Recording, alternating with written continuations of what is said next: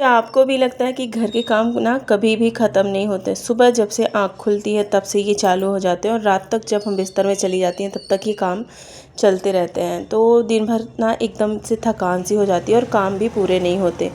तो आज मैं आप लोगों के साथ में कुछ 8 ऐसे स्मार्ट तरीके बताने वाली हूँ जिनको करके आप अपने कामों से जल्दी फ्री हो सकती हैं और कामों को फटाफट करने से ना ये तरीके आपके कामों को हेल्प भी करेंगे। तो मैं हूँ आपके साथ रीनू। श्री शिवाय नमस्तुभ्यम। सभी को हर हर महादेव। और जैसा कि आज मैं आप लोगों के साथ कुछ ऐसी बातें शेयर करने वाली हूँ, ऐसी ही कुछ टिप्स शेयर करने वाली हूँ जो आपके बहुत ही काम में आने वाली हैं। तो नंबर पहला, रात में थोड़ी सी तैयारी करना। अगर बच्चे आपके स्कूल जाते हैं, हस्बैंड ऑफिस जाते हैं, तो थोड़ी बहुत तैयारियां ना आपको रात में ही कर लेनी चाहिए, जिससे सुबह की आपकी जो भाग दौड़ है ना, सुबह इतनी ज़्यादा भाग दौड़ हो जाती है, एकदम भागम भाग वाली सुबह होती है, तो वो एकदम से बच जाएगी और आपकी जो तैयारी है ना वो भी अच्छे से होती है। क्योंकि जब हम जल्दी जल्दी कोई काम करते हैं ना, तो वो ना तो अच्छा होता है और ना तो अच्छे तरीके से होता है और थक भी जाते हैं। तो इससे अच्छा है कि सबसे पहले सुबह की जो भी तैयारियां हैं, सुबह जो भी बच्चों को देना है या सुबह जो भी चीज़ें बनानी है, उसकी तैयारी ना हमको रात में ही कर लेना चाहिए। ऐसा मैं भी करती हूँ, इसीलिए आप लोगों के साथ में मैं वो अपनी चीज़ें ऐसे टिप्स शेयर कर रही हूँ जो आप लोगों को भी यूज़फुल लगे। नंबर दूसरा, सबसे पहले ज़रूरी काम करें। जैसे कि जो चीज़ें ना ज़रूरी हैं सबसे पहले उनको करना चाहिए। जैसे जैसे हम किचन में चले जाते हैं तो किचन में जो भी चीज़ें ज़रूरी होती हैं वो करना चाहिए। जैसे कि पहले सिंक में जो बर्तन डले हैं उनको धुलना, या फिर किचन का आपका काउंटर टॉप साफ़ करना, क्लीन करना, या फिर जो भी जैसे ये कपड़े हैं ना, कपड़े आप बाद में भी धुल सकती हैं। तो जो सबसे पहले ज़रूरी काम है उसको ना सबसे पहले करना चाहिए। क्योंकि जैसे ही बच्चे स्कूल जाते हैं, हस्बैंड ऑफिस जाते हैं, तो आपका किचन ना एकदम से फैल जाता है। तो सबसे पहले किचन से ही शुरुआत करें, सबसे पहले किचन को क्लीन कर लें, जिससे आप जब भी दूसरा कोई काम करेंगी ना, तो आपके थोड़े बहुत जो किचन की चीज़ें हैं, या फिर जैसे आपने नहा लिया या फिर किसी भी तरह आप खाना बनाना चाहती हैं, तो वो छोटी छोटी चीज़ें आपकी तैयार होती रहेंगी और बनती रहेंगी और आपके दूसरे काम भी होते रहेंगे। क्योंकि जब बच्चे छोटे होते हैं ना, तो टाइम मैनेज करना बहुत ही ज़्यादा मुश्किल होता है और उनके साथ में लगता है कि कितना ही टाइम मिल जाए कि घर के कामों को जल्दी कर लें। नंबर तीसरा, कि एक कमरे का काम या एक जगह का काम दूसरे कमरे में ना जाए। मतलब एक कमरे का काम, कभी कभी ऐसा होता है ना कि हम हाउस वाइफ की आदत होती है, हम गृहिणियों की आदत होती है कि जब कभी भी हम कोई काम करना चालू करते हैं या फिर कोई दूसरे रूम में चले जाते हैं, तो जो चीज़ हमको दिखती है फिर वहाँ भी हम करना चालू कर देते हैं और कोई भी काम हमारा जो है ना वो अच्छे तरीके से पूरा नहीं होता। क्योंकि जो चीज़ हम पहले छोड़ा है वो भी अधूरी रह जाती है और जब हम दूसरे रूम में आ जाते हैं तो दूसरी जगह का भी काम करने लगते हैं तो वो भी पूरा नहीं हो पाता। तो सबसे पहले यही अच्छी चीज़ें हैं कि अगर आप किचन में हैं तो किचन का जो काउंटर टॉप है वो साफ़ किया, किचन का गैस टॉप साफ़ कर दिया। फिर उसके बाद जब भी आपको बर्तन सेट करने हैं तो वो कर लिया। तो एक जगह से फ्री होके ना आप दूसरी जगह जाएं। जैसे किचन से फ्री हो गए, सारा काम किचन का हो गया, फिर उसके बाद आप जाएं लिविंग रूम में जाएं, ड्राइंग रूम में जाएं, या फिर आप जहाँ भी जाना है बेडरूम जाओ वहाँ पे सेट कर दो।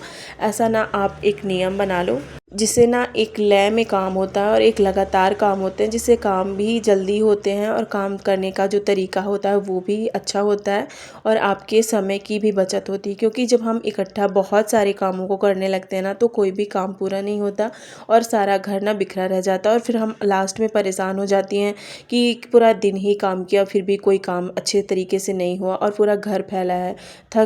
उसमें ना थकान भी बहुत ज़्यादा होती है। इससे अच्छा है कि अगर इन चीज़ों से बचना है तो ये छोटे छोटे तरीके अपना कर देखिए, बहुत ही यूज़फुल होते हैं और आपको ना इसमें थकान भी नहीं होगी और कहीं ना कहीं ये चीज़ें टाइम की भी बचत होती है।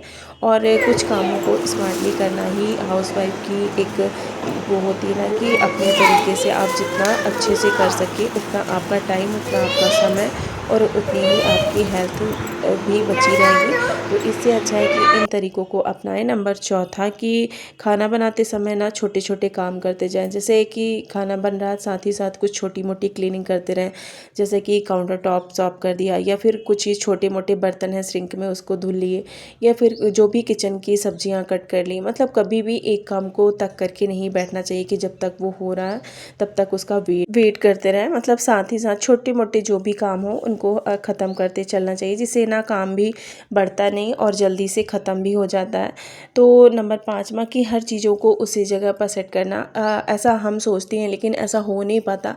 सभी के घर में ये चीज़ें पॉसिबल नहीं हो पाती। किसी के घर में हस्बैंड सपोर्टिव होते हैं, इन-लॉज सपोर्टिव होते हैं, बच्चे होते हैं, समझदार होते हैं, तो वो चीज़ें एक अपनी जगह पर रख देते हैं। नहीं लगता है, मुझे नहीं लगता कि हर घर में ऐसा कुछ होता है, क्योंकि हमेशा मैंने देखा है जेंट्स लोग जो होते हैं ना, बहुत ही ज़्यादा एक रिस्पॉन्सिबिलिटी नहीं होती उनके अंदर। जो चीज़ें जहाँ पे होती हैं वहीं पे फेंक देते हैं। बच्चे भी जो चीज़ें जहाँ पे होती हैं वहीं पे फेंक देते हैं। लेकिन बच्चों को क्या है ना कि हम माँ छोटी मोटी चीज़ें ऐसे उनको सिखा सकते हैं कि आपको यहीं पे ये चीज़ें रखनी है। तो वो जब छोटे रहते हैं ना, छोटे से ऐसी चीज़ें सीखें, ऐसी आदतें सीखेंगे ना, तो वो धीरे धीरे एक हैबिट बन जाएगी और अपनी जगह पर हर चीज़ों को रखने लगेंगे। नंबर 6वां कि रोज़ 10 मिनट की क्लीनिंग कर ले। जब भी टाइम मिले आपको 10 मिनट की क्लीनिंग हर जगह की करना चाहिए, क्योंकि आप एक दिन के लिए रखोगे ना तो बहुत ही ज़्यादा थकान होती है और काम भी पूरे नहीं होते। तो छोटी मोटी क्लीनिंग, किसी दिन वेस्टिंग एरिया साफ कर दिया, किसी दिन बाथरूम क्लीन कर लिया, किसी दिन अपने बेडरूम की डीप क्लीनिंग कर ली। ऐसी छोटी छोटी हैबिट अपना करके ना आप अपने घर को अच्छे से क्लीन कर सकती हैं। नंबर 7वां कि आप बच्चों का बैग रात में ही पैक कर दें और जो भी चीज़ें हैं बच्चों की, उनकी जो भी ज़रूरत का सामान है रात में पैक कर दें, जिससे सुबह आसानी होगी और आपको एक माइंड में प्रेशर भी नहीं पड़ेगा। नंबर 8वां कि सुबह सबसे पहले अपना फ़ोन रख दें साइड में 10-5 मिनट देखने से के बाद ही, क्योंकि सबसे ज़्यादा जो हमारा टाइम वेस्ट करता है ना वो हमारा फ़ोन ही होता है। तो कैसी लगी आपको मेरी ये आदतें, कमेंट करके बताइएगा। मिलते हैं नेक्स्ट ब्लॉग में, तब तक के लिए बाय बाय।